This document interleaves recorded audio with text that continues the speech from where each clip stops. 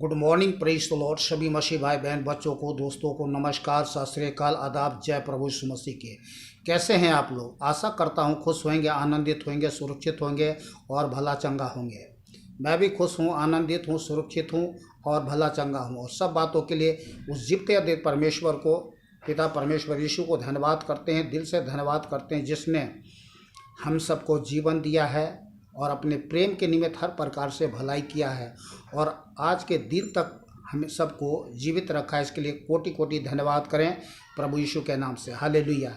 धन्यवाद धन्यवाद धन्यवाद धन्यवाद धन्यवाद, कोटि कोटि धन्यवाद, कोटि कोटि धन्यवाद, कोटि कोटि धन्यवाद। स्वर्गीय पिता, क्या दे सकता हूँ, क्या चढ़ा सकता हूँ प्रभु आपको? दिल से जो प्रभु होठों का स्तुति रूपी बलिदान जो आपको चढ़ाता हूँ पिता, हालेलुया। इसी से आप प्रसन्न हो जाने वाला परमेश्वर हैं।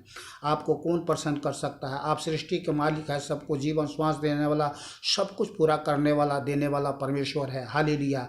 ओ धन्यवाद धन्यवाद धन्यवाद धन्यवाद धन्यवाद, कोटि कोटि धन्यवाद सब बातों के लिए। हालेलुया। आपके प्रेम के लिए, दया के लिए, अनुग्रह के लिए, करुणा के लिए, भलाई के लिए, नया जीवन के लिए जो आपने हम सब के जीवन को प्रभु हालेलुया बचाया प्रभु हालेलुया। इस संसार से बुलाया, धोया, शुद्ध किया, पवित्र किया, नया जीवन दिया और अपना बेटा बेटी बना करके हालेलुया इस संसार में जीने के लिए प्रभु हालेलुया अनुग्रह किया। इसके लिए कोटि कोटि धन्यवाद प्रभु यीशु के नाम से। आमीन।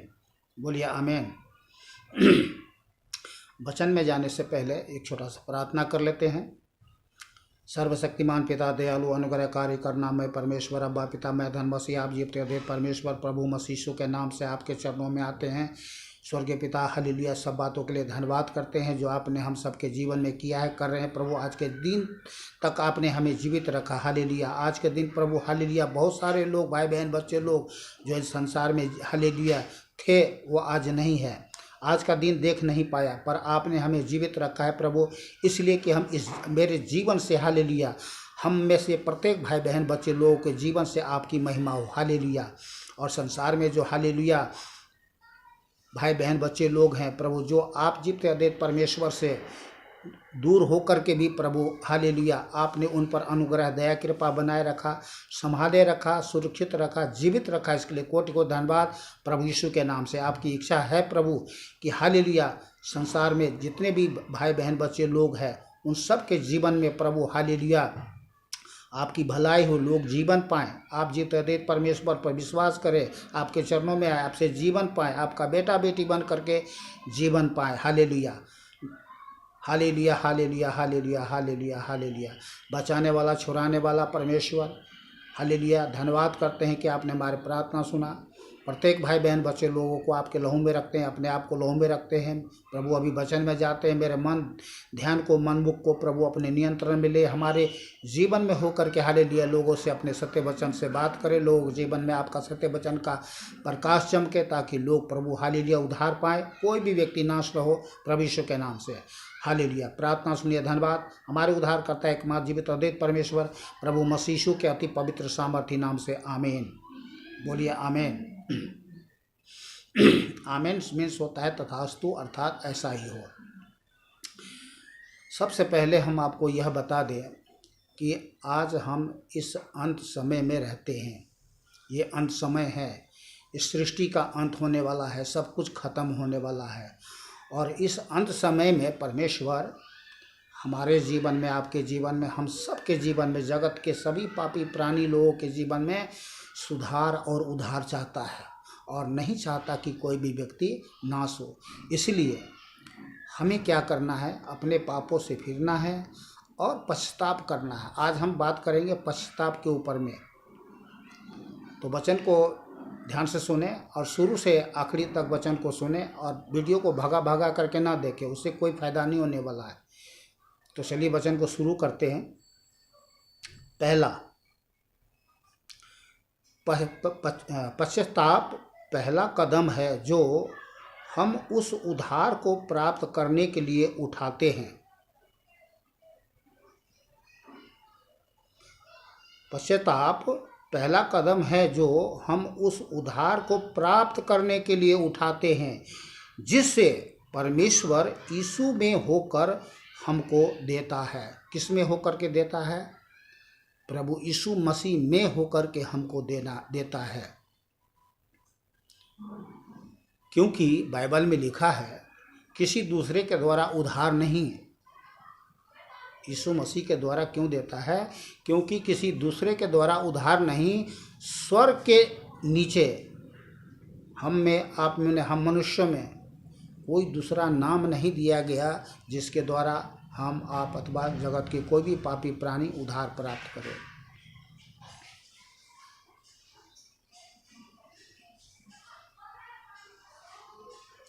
आगे परमेश्वर ने उसे प्रभु और मसीह दोनों ही ठहराया। इसी यीशु को जिसने तुमने क्रूस पर चढ़ाया। उन्होंने जब यह सुना तो उनके हृदय छिद गए और वे पतरस तथा अन्य प्रेरितों से पूछने लगे, हे भाइयों, हम क्या करें? तो सबसे पहले ये हमें समझने जानने की ज़रूरत है,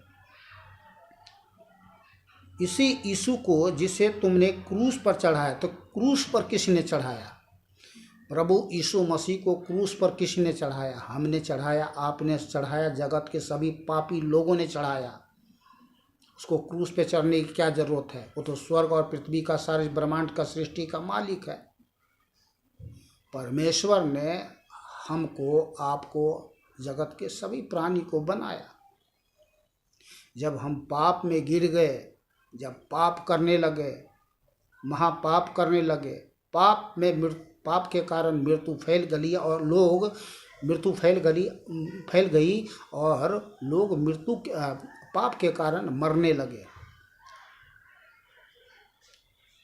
तब परमेश्वर जो दया का धनी है, वो स्वर्ग को छोड़ करके इस जगत में आया हम पापियों के लिए, और हमारे पापों को, श्राप को, हानि को, बीमारी को, लाचारी को, गरीबी को, दुख को, दरिद्रता को, लोभ को, लालच को, घमंड को, दाग को, झूठी को, कलंक को अपने ऊपर लिए हुए क्रूस पर चढ़ गया। क्रूस पर चढ़ करके मारा गया, गाड़ा गया और मुर्दे में से तीसरे दिन जी उठा। जब ये बातें लोगों को समझ में आती है कि परमेश्वर सारी सृष्टि का मालिक, प्रेमी, दयालु, दया का धनी परमेश्वर जो स्वर्ग में विराजमान है, वो स्वर्ग को छोड़ करके इस जगत में आया, इस बात को जब हम महसूस करते हैं, जानते हैं, महसूस करते हैं, मानते हैं, तो हमारी हृदय छिद जाती है। और फिर हम क्या करते हैं? सर झुकाते हैं और क्षमा मांगते हैं कि हे प्रभु, सच में हम पापियों के लिए आप क्रूस पर चढ़ गए। तो ध्यान करने की ज़रूरत है, समझने की ज़रूरत है। हमारा हृदय छिदना चाहिए। अगर हमारा हृदय नहीं छिद रहा है तो समझ लिए कितना बड़ा घोर अंधकार है जो पाप के कारण मनुष्य का हृदय जो है पत्थर बन चुका है।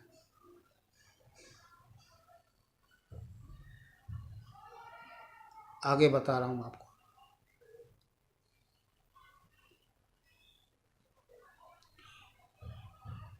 तो इसी यीशु को जिसे तुमने क्रूस पर चढ़ाया, उन्होंने जब यह सुना तो उनके हृदय छिद गए और वे पतरस तथा अन्य प्रेरितों से पूछने लगे, हे भाइयों, हम क्या करें?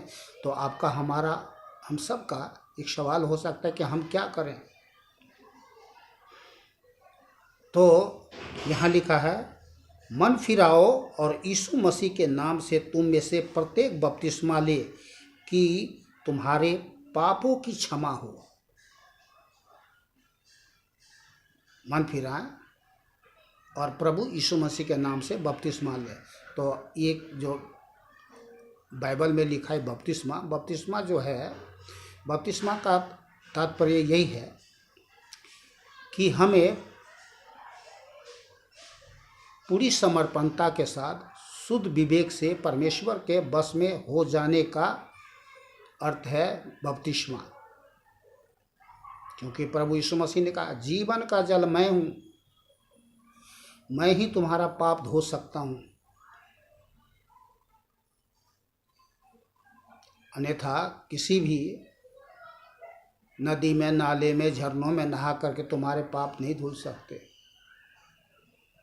तो मेरे पास आओ, हे पाप से बोझ से दबे हुए लोगों, मेरे पास आओ। मैं तुझे शुद्ध करूँगा, पवित्र करूँगा, नया जीवन दूंगा, अपना बेटा बनाऊंगा और बेटी बनाऊंगा, और तुम्हें दान दूंगा, वरदान दूंगा। और दान और वरदान ही नहीं दूंगा, तुम्हें तुम्हारे अपने राज्य में सेवा करने का सौभाग्य दूंगा। यह महान सौभाग्य जो है परमेश्वर देना चाहता है हम में से प्रत्येक पापियों को। लेकिन हमारा मन जो है फिरना है, पाप से फिरना है, तभी यह संभव हो सकता है। और ये सेवा जो है ये केवल यहीं तक सीमित नहीं है। स्वर्ग में हम जाएंगे तो क्या करेंगे? वहाँ भी प्रभु का सेवा ही तो करेंगे। और क्या करेंगे? यहाँ की तरह तो नहीं ना, हल जोतेंगे, कमाएंगे, खाएंगे, फिर मर जाएंगे, ऐसा नहीं है।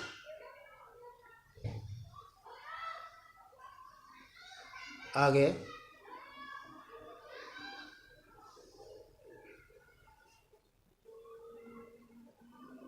तो आपको मैं आयत बता दूं, प्रेरितों के काम 2 अध्याय 36 से 38 आयत, प्रेरितों के काम 17 अध्याय 30 आयत आप बाइबल में पढ़ लेना। बाइबल है आपके पास, बहुत अच्छी बात है। बाइबल नहीं है तो डाउनलोड करें, या फिर कहीं किसी आसपास के चर्च में जाकर के वहाँ से बाइबल लें।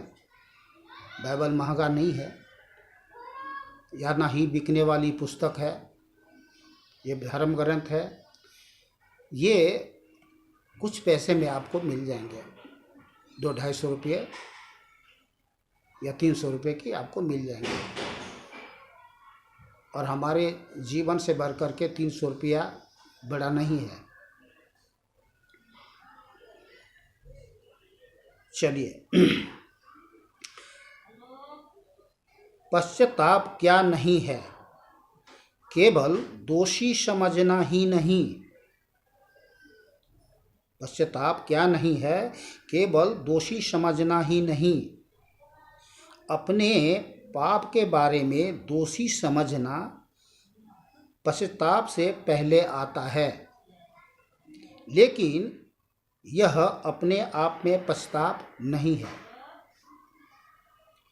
कोई भी पश्चाताप नहीं करता जब तक वे पहले अपने पापों के बारे में अपने आप को दोषी न समझ ले।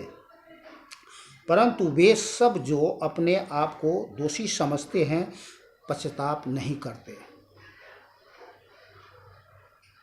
समझ गए होंगे आप, या फिर रिपीट कर दूं?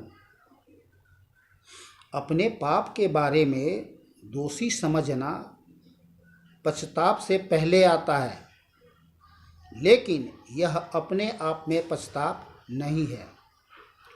कोई भी पश्चाताप नहीं करता जब तक वे पहले अपने पाप के बारे में अपने आप को दोषी न समझे।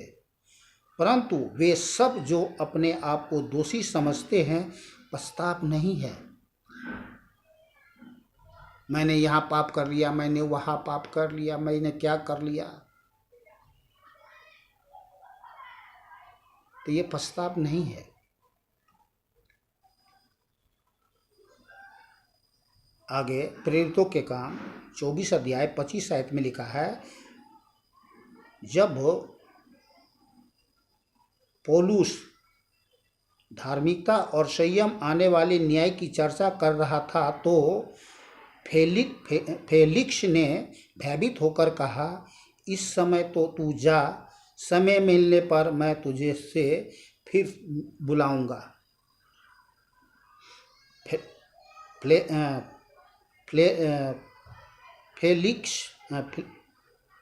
फेलिक्स ने अपने आप को दोषी महसूस किया, परंतु पश्चाताप नहीं किया।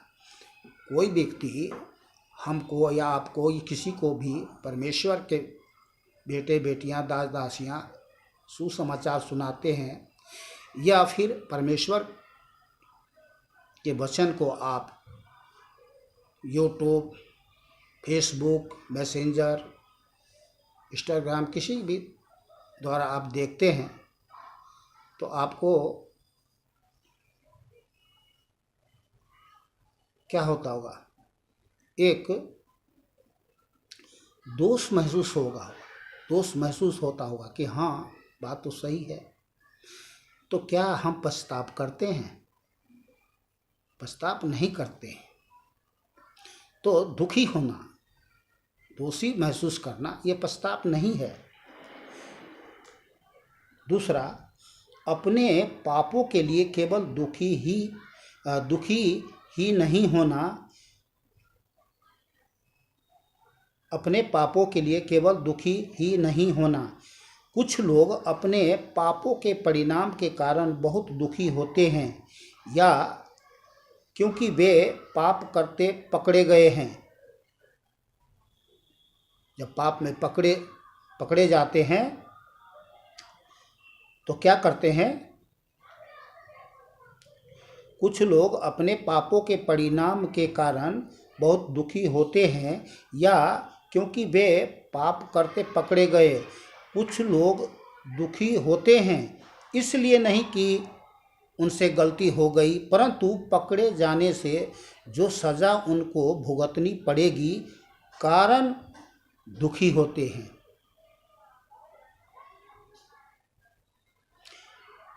क्योंकि परमेश्वर के इच्छा के अनुसार जो दुख होता है वह ऐसा पश्चाताप उत्पन्न करता है जिसका परिणाम उद्धार है और जिससे पछताना नहीं पड़ता, परंतु सांसारिक शोक तो मृत्यु उत्पन्न करता है। दूसरा कुरिन्थियों 7:10 में लिखा हुआ है। तीसरा, केवल अच्छा व्यक्ति बनने की कोशिश करना ही नहीं, केवल अच्छा व्यक्ति बनने की कोशिश करना ही नहीं, बहुत से लोग अपनी सामर्थ्य से अच्छा व्यक्ति बनकर जीवन के मार्ग को बदलना चाहते हैं। यही सच्चाई है। कुछ अच्छा व्यक्ति बन करके, दिखा करके जीवन बदलना चाहते हैं। प्रत्येक आत्म प्रयास में आत्म धर्मावीनता की जड़ें पाई जाती है, जो पापों से पश्चाताप की आवश्यकता को नहीं समझता। तात्पर्य यह है कि लोग अपने कर्म, धर्म, रीति रिवाज, तौर तरीकों को अपना सब कुछ मानते हैं और वो समझते हैं कि जो मैं कर रहा हूँ इसी से हमें उद्धार हो जाएगा, हमें जो है इसकी कोई आवश्यकता नहीं है कि हम दुखी हो या पछताप करें। बहुत कुछ सोच लेते हैं अपने मन में।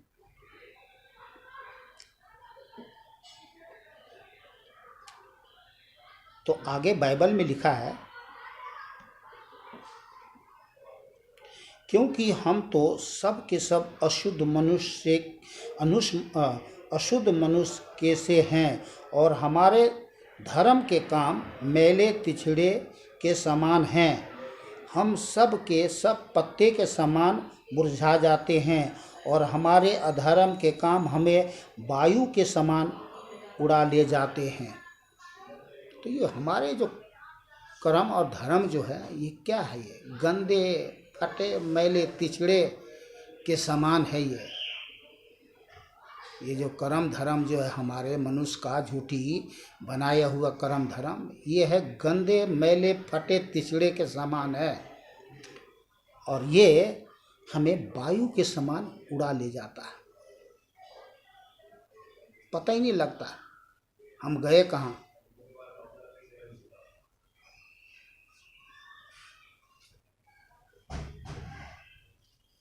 तो इस पर जो है भरोसा ना रखें, इस पर निर्भर ना रहें, अपने आप को धोखा ना दें, दूसरे को धोखा ना दें। हमें परमेश्वर पर भरोसा रखना है, उस पर विश्वास करना है, उसकी धार्मिकता प्राप्त करना है, उससे हमें जीवन पाना है। सच्चाई को जाने, सच्चाई को माने, सच्चाई में स्थिर रहे, सच्चा इंसान बने। यही ईश्वर की भली इच्छा है। हो सकता है मनुष्य का जो अपना कर्म है, धर्म है, झूठी कर्म धर्म, ये अपनी दृष्टि में महान ठहरे, पर परमेश्वर के दृष्टि में क्या है, घृणित है। तो इस बात को समझ ले, हमारा कर्म धर्म, हमारी धार्मिकता फटे मैले तिछरे कपड़े के समान है जो मनुष्य को उड़ा ले जाती है। तो हमें इतना सब कुछ सुनने के पश्चात जागृत हो जाना चाहिए, क्योंकि सदियों से सुसमाचार सुनाया जाता है। परमेश्वर अपने लोगों के द्वारा अपने सत्य वचन का प्रकाश लोगों पर चमकाता है, तो ताकि लोगों के जीवन से अंधकार दूर हो, लोग अंधकार में ना रहें, ज्योति में आए। जो अंधकार में चलता है न जाने कहाँ ठोकर खा के गिरते हैं, मरते हैं, नाश हो जाते हैं। तभी तो प्रभु यीशु मसीह ने कहा, जगत का ज्योति मैं हूँ, जो कोई मेरे पीछे, जो मेरे पास आता है, जो मेरे पीछे हो लेगा, वो अंधकार में न चलेगा परंतु जीवन का ज्योति पाएगा। धार्मिक बनना नहीं। बाइबल में फरीसी अत्यधिक धार्मिक थे। व्यवहार और क्रियाकलाप में वे उपवास करते और प्रार्थना करते और बहुत से धार्मिक अनुष्ठानों को मानते, तो भी कभी पश्चाताप नहीं करते थे। परंतु जब उसने बहुत से फरीसियों और सदुकियों को बपतिस्मा लेने के लिए आते देखा, तो उनसे कहा, हे सांप के बच्चों, ध्यान करें, उनसे कहा, हे सांप के बच्चों, तुम्हें किसने सचेत कर दिया कि आने वाले प्रकोप से भागो? इसलिए अपने पश्चाताप के योग्य फल भी लाओ और अपने मन में यह न सोचो हमारा पिता इब्राहिम है, क्योंकि मैं तुमसे कहता हूँ कि परमेश्वर इन पत्थर से भी इब्राहिम के लिए संतान उत्पन्न कर सकता है। कुल्हाड़ा अब पेड़ की जड़ पर रखा हुआ है और प्रत्येक पेड़ जो अच्छा फल नहीं लाता काटा और आग में झोंका जाएगा। मत्ती 3:7-10 आयत, मत्ती 5:20। तो क्या है, यह न समझो कि हमारा पिता इब्राहिम है, अर्थात तात्पर्य जो लोग कहते हैं मेरा आका, मेरा काका, मेरा बाप, मेरा शैतान ही है, मैं क्यों प्रभु यीशु मसीह को मानूं, मैं क्यों प्रभु यीशु मसीह को जानूं? तो लोग क्या है, पाप करते, महापाप करते, घृणित जीवन जीते हुए शैतान को बाप नहीं कहेगा तो किसको बाप कहेगा? आका काका बाप किसको कहेगा?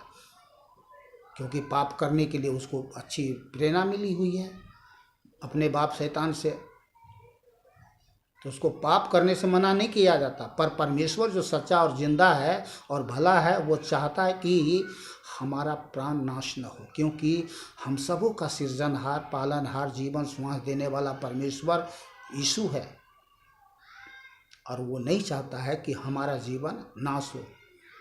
पर नाश करने वाला हत्यारा दुष्ट शैतान है, जिसको हमने आका काका बाप मान लिया है।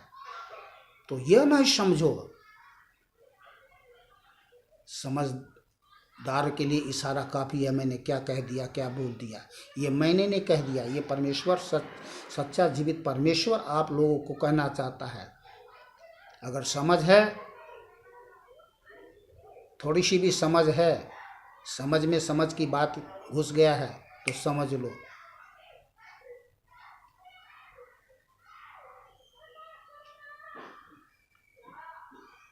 पांचवा, केवल सत्य को जानना ही नहीं, मस्तिष्क में सत्य का बौद्धिक ज्ञान रखना निश्चित इस बात का लक्षण नहीं है कि सत्य उसके जीवन की जीवित वास्तविकता बन गया है। मस्तिष्क से विश्वास करना और हृदय से विश्वास करना दोनों भिन्न है।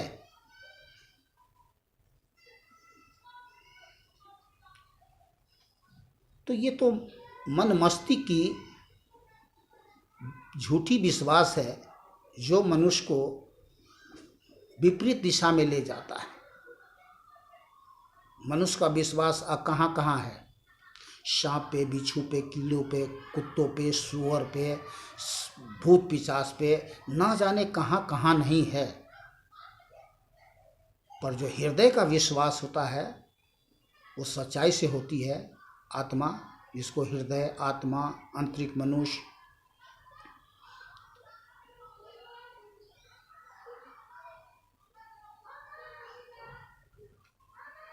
ये कहा जाता है। हृदय, आंतरिक मनुष्य और आत्मा, जिससे एक और भी है वो मैं भूल गया हूँ। तो क्या है, हमारा आत्मा हमें गवाही देता है, हमारा आत्मा हमें गवाही देता है कि हम परमेश्वर के संतान हैं। पर हमारा मन, हमारा दिमाग, हमारा मस्तिष्क क्या कहता है? नहीं, हम शैतान का संतान हैं।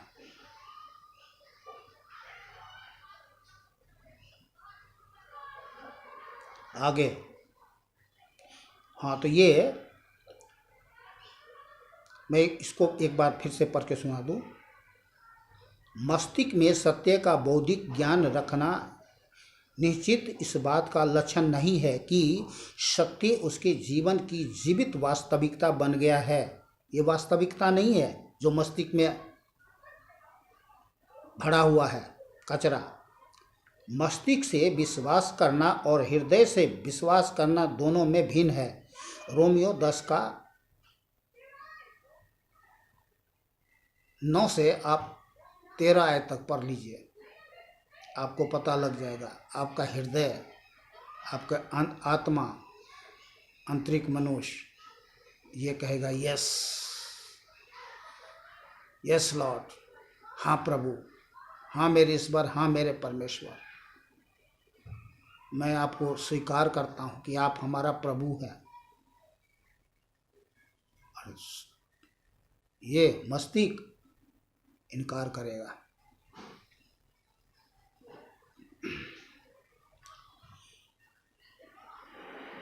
आगे लिखा है, तुम्हारा विश्वास है कि परमेश्वर एक ही है तो तुम ठीक कहते हो।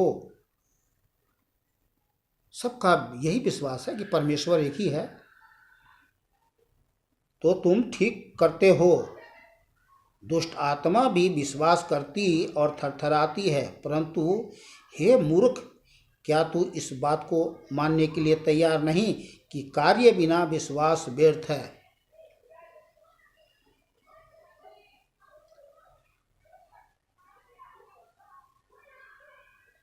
संसार में लोग क्या कहते हैं? एक ही ईश्वर है, एक ही परमेश्वर। सच तो है,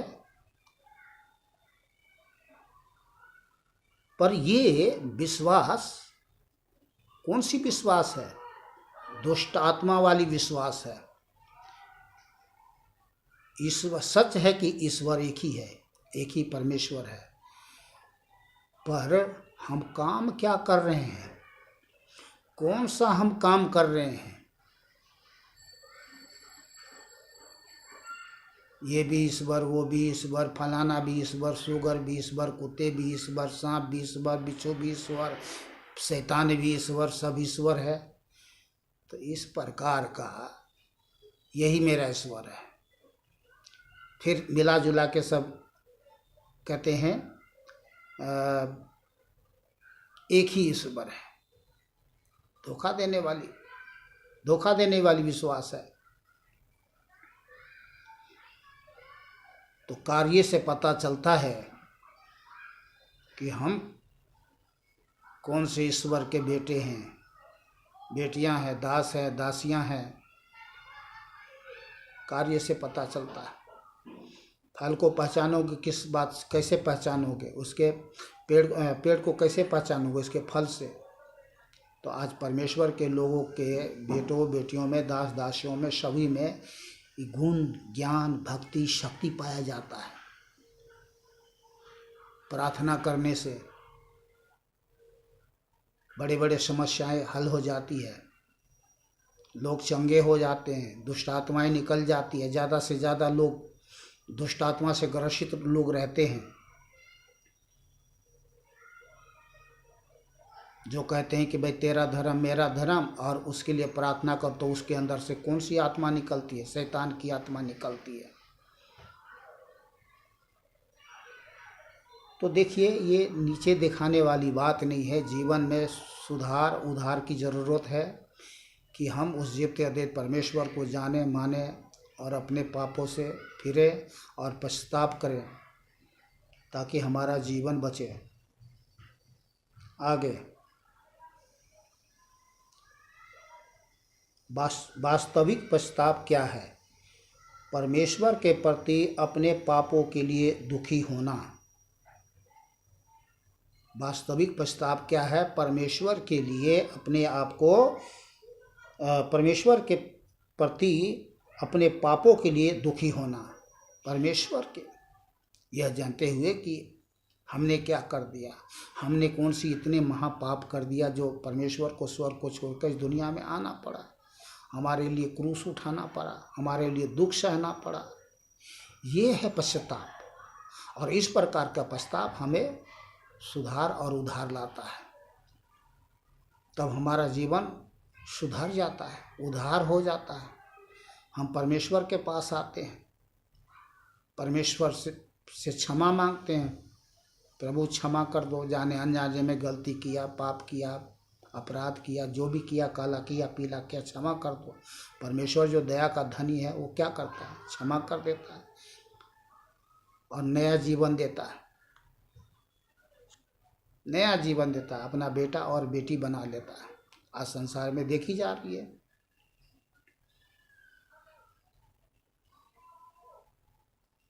वास्तविक पश्चाताप केवल अपने प्रति दुखित या दूसरे के व्यक्ति के प्रति दुखित होना ही नहीं, परंतु सर्वप्रथम और मुख्य रूप से परमेश्वर के प्रति दुखी होना है। ये है पश्चाताप। हे परमेश्वर, अपनी करुणा के अनुसार मुझ पर अनुग्रह कर, अपनी बड़ी दया के अनुसार मेरे अपराधों को मिटा दे। ये होना चाहिए प्रार्थना। मेरे अधर्म से मुझे पूर्णतः धो दे और मेरे पापों से मुझे शुद्ध कर, क्योंकि मैं अपने अपराधों को जानता हूँ। हर मनुष्य अपने अपराधों को जानता है, पापों को जानता है कि उसने क्या किया है, क्या कर रहा है। और मेरा पाप निरंतर मेरे सम्मुख रहता है। मनुष्य का पाप निरंतर उसके दृष्टि में, उसके सम्मुख रहता है।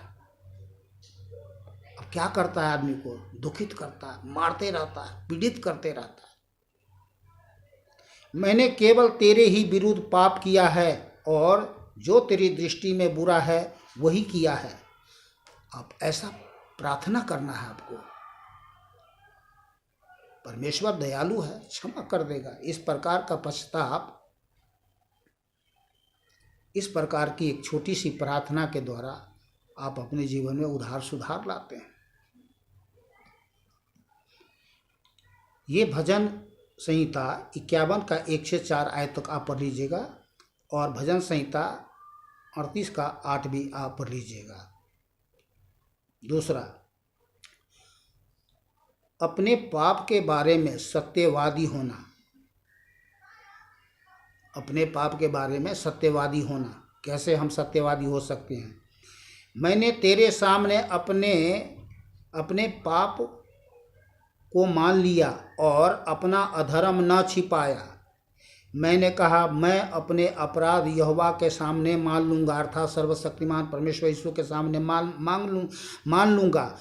तब तूने मेरे पाप के दोष को क्षमा कर दिया। सच है,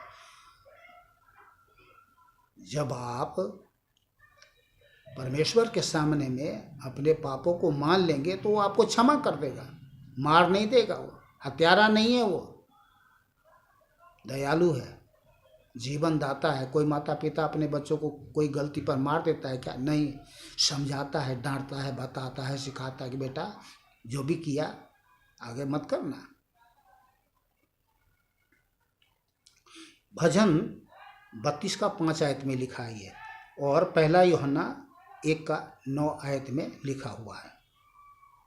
तीसरा, जो अपने अपराध छिपाता है वह सफल नहीं होगा। अगर अपराध छिपाओगे तो सफल नहीं होगे। जीवन में कभी भी किसी बातों से, चीज़ों से, जीवन में उधार से सफल नहीं होने वाला है। ध्यान कर लिए, चाहे कोई भी कर्म कांड कर लो, कहीं भी चले जाओ। जो अपने अपराध छिपाता है वो सफल नहीं होगा, परंतु जो उन्हें मान कर छोड़ देता है उस पर दया की जाएगी। तो मान लो, परमेश्वर दया करेगा और आपको उद्धार कर लेगा।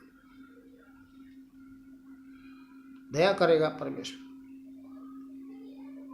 ये नीति वचन 28 का 13 आयत में लिखा हुआ है। चौथा, पाप से घिर ना करना। तूने धार्मिकता से प्रेम और अधर्म से बैर किया है, इस कारण परमेश्वर ने तेल से तेरा अधिक अभिषेक किया है। तो हमको, आपको, जगत के सभी पापियों को क्या करना है? धार्मिकता से प्रेम रखना है और अधर्म से बैर। अगर अधर्म से बैर नहीं रखोगे आप, नहीं करोगे आप, तो अधर्म क्या कर देगा? मार देगा। ध्यान कर लेना, ये मनुष्य का जो अधर्म है उसका फल क्या है? मृत्यु, मौत, नीचे नरक। और यहाँ लिखा है, फिर से मैं रिपीट कर रहा हूँ, तूने धार्मिकता से प्रेम और अधर्म से बैर किया है, इस कारण परमेश्वर तेल से तेरा अभिषेक किया है। तेल से अर्थात किसी व्यक्ति को कहीं नियुक्त करना, और इसको हम ये कह सकते हैं कि राजा जब क्या करते हैं, कोई महाराजा होते हैं तो अपने बच्चों को क्या करते हैं? अपने गद्दी पे बैठाते हैं, और राजा होने के लिए उसका क्या किया जाता है? अभिषेक किया जाता है। सुना होगा आपने। तो परमेश्वर भी हमको, आपको, अपने जितने भी संसार में प्राणी हैं, जब हम उसके पास आते हैं वो धोता है, नहलाता है और नए वस्त्र पहनाता है, और राजा और रानी के लिए अभिषेक करता है। राजा रानी, जैसे आपने सुना होगा, एक कंगाल का जो बच्चा भी होता है ना, तो वो अपने बेटे को नहीं कहता कंगाल, वो कहता है मेरा राजा बेटा, कहता नहीं, कहता। तब हम परमेश्वर के जब पास आते हैं, परमेश्वर हमें कहता है राजा बेटा, क्योंकि वो महाराजा है, महाराजा धीराज है। सर्वशक्तिमान परमेश्वर यीशु महाराजा है, महाराजा धीराज है, और कहता है तू मेरा बेटा है, राजा है, रानी है। तो अभिषेक करता है इस पृथ्वी पर भी राज करने के लिए और स्वर्ग में भी राज करने के लिए, क्योंकि बाइबल में लिखा है, हे छोटे झुंड मत डर, क्योंकि पिता को भाया है कि वो तुम्हें राज्य दे। तो राज्य में क्या करते हैं? राज्य में राजा राज करते हैं। तो अभिषेक पवित्र आत्मा से,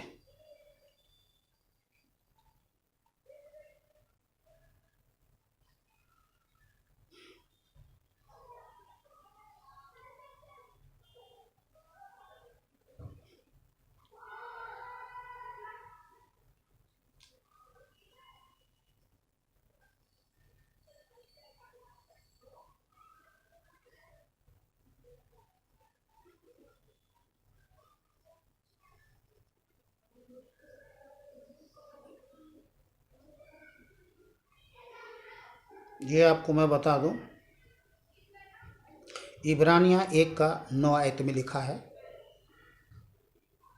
इसको आप बाइबल में पढ़ लीजिएगा। आगे लिखा है, तब तुम अपने सब बुरे कामों के कारण अपनी दृष्टि में घृणित ठहरोगे। तब तुम अपने सब बुरे कामों के कारण अपनी दृष्टि में घृणित ठहरोगे। यजकेल 20 का 43 और 44 आयत में।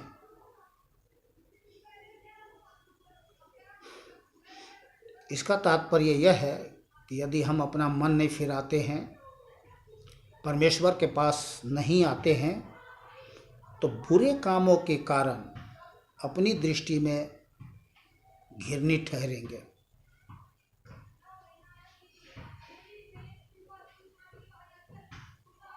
यजकेल 20 का 43 और 44